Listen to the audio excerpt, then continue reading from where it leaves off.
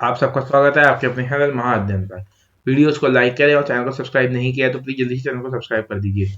आज हम करने जा रहे हैं 7वीं क्लास कक्षा की कार्यपत्रक नंबर 23। उसका विषय है गणित और आज की हमारी तारीख है 15 दिसंबर 2020।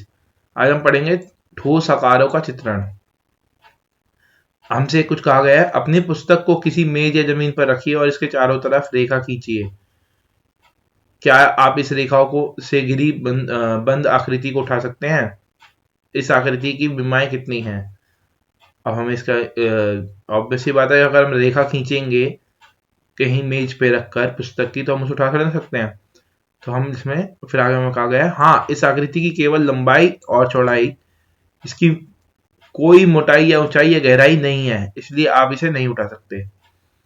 लंबाई हम इसकी, जैसे मान लीजिए किताब हमारी ये है, रेक्टेंगल शेप में किताब है, तो हम इसकी लंबाई बता सकते हैं, चौड़ाई बता सकते हैं, पर हम उस किताब को नहीं उठा सकते।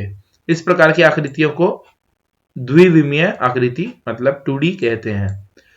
अब ये 2D फिगर के बारे में हमें बताया गया है, इसको कहते हैं द्विविमीय आकृति या फिर 2 डायमेंशनल फिगर। 2 डायमेंशनल फिगर या द्विविमीय आकृति का मतलब होता है जहां पर हम सिर्फ किसी भी एक चित्र या किसी भी एक आकृति के लेंथ और ब्रेथ मतलब लंबाई और चौड़ाई के बारे में जान सकते हैं। उसके अलावा उसकी मोटाई, ऊंचाई या गहराई उनके बारे में नहीं जान सकते, तो उसे कहते हैं द्विविमीय आकृति। अब हमें कुछ नीचे द्विविमीय आकृति दी गई हैं, हमें उनके बारे में बताना है कौन कौन सी आकृति हैं। तो ये है आयत, वर्त, त्रिभुज, चतुर्भुज और वर्ग। आगे बढ़ेंगे। अब ये हमें कुछ त्रिविमीय आकृति दी गई है। त्रिविमीय आकृति कौन सी होती है? त्रिविमीय आकृति वो होती हैं जिनका हम लंबाई चौड़ाई के साथ साथ कितनी गहराई है, कितनी उसकी कितनी ऊंचाई है, कितनी गहराई है और कितनी मोटाई है, ये भी बता सकते हैं। इन्हें कहते हैं त्रिविमीय आकृति, 3D फिगर्स। तो ये दीजिए, ये है बेलन, ये घन, घनाभ और शंकु। अब हमें कहा गया है ठोस आकृतियों के भाग। ठोस आकृतियों के भाग बताए गए हैं हमें। फलक, किसी ठोस आकृति के सपाट पृष्ठ उसके फलक कहलाते हैं। अब देखिए, सपाट जो पृष्ठ होते हैं ये फलक कहलाते हैं। शीर्ष, किसी ठोस आकृति के कोने उसके शीर्ष कहलाते हैं। अब ठोस आकृति ये हमें फिगर में दी गई है, यहाँ पर ये इसके कोने जो हैं ये शीर्ष कहलाते हैं। किनारे, किसी ठोस आकृति के ढांचे की रेखाखंड या कोर उसके किनारे कहलाते हैं। किनारे जो हमें ये दिए जाते हैं ये किनारे कहलाते हैं।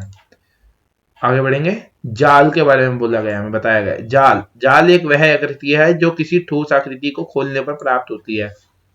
इसको मैं आपको, ये आपने अभी पढ़ा कि जाल एक वह आकृति है जिसे किसी ठोस आकृति को खोलने पर प्राप्त होती है। जैसे मान लीजिए अब हमें ये यहाँ पर घन दिया गया है, एक घन को अगर हम मान लें कि ये गत्ते से बना हुआ घन है, घन की शेप में गत्ता है, तो इस गत्ते को जब हम खोलेंगे तो एक नई तरीके की आकृति देगा, उसको हम जाल कहते हैं।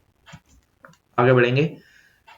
अब हमें कुछ ठोस आकृतियों के नाम दिए गए हैं, हमें उनके फलक कितने फलक, कितने किनारे, कितने शीर्ष हैं ये बताने हैं। तो घनाभ के 6 फलक, 12 किनारे, 8 शीर्ष हैं। इसी तरीके से बेलन के 3 फलक, 2 किनारे, 0 शीर्ष हैं। शंकु के 2 फलक, 1 किनारे और 1 शीर्ष है। और घन का 6 फलक, 12 किनारे और 8 शीर्ष हैं। आगे बढ़ेंगे। निम्न जालों का उनकी सही ठोस आकृति के साथ मिलान कीजिए। अब देखिए, मैंने अभी जाल की बात की थी, तो ये देखिए पहली वाली फिगर देखेंगे। पहली वाली फिगर में देखिए ये एक तरीके का बॉक्स बना हुआ है। बॉक्स मतलब घनाभ बना हुआ है। घनाभ को खोला कैसे गया है? घनाभ ये रहा, सेकंड वाला इसका आंसर है। ये देखिए इसकी आकृति चेंज हो गई बिल्कुल, ये देखिए आकृति बिल्कुल चेंज हो गई। इसी तरीके से जो सिलेंडर है, सिलेंडर बी पार्ट मतलब सिलेंडर मतलब बेलन जो है उसको इस तरीके से खोला गया है। जो शंकु है, शंकु को इस तरीके से। और जो सबसे लास्ट वाली जो फिगर है, जो सबसे लास्ट वाला जो आकृति दी गई है, इसमें चारों तरफ हमें ट्राइंगल दिया गया है। क्या दिया गया है? हमें चारों तरफ इसके ट्रायंगल दिया गया है और नीचे एक जो क्या बोलते हैं स्क्वायर से इसको वो किया हुआ है, जोड़ा हुआ है। तो हमने यहाँ पर जब बनाया तो ये देखिए एक स्क्वायर और ये चारों तरफ ट्रायंगल हो गए। उम्मीद करता हूँ यह वीडियो आपको समझ में आ गई होगी। अगर किसी बच्चे को कोई भी डाउट है तो प्लीज आप जल्दी से कमेंट सेक्शन में अपना डाउट पूछ सकते हैं। और इस वीडियोस को अपने फ्रेंड्स के साथ, कलीग्स के साथ जरूर शेयर करें, जिससे कि आपके जो फ्रेंड्स कलीग्स हैं वो वीडियो के माध्यम से अपने टॉपिक को समझ सकें और अपनी वर्कशीट को पूरा कर सकें।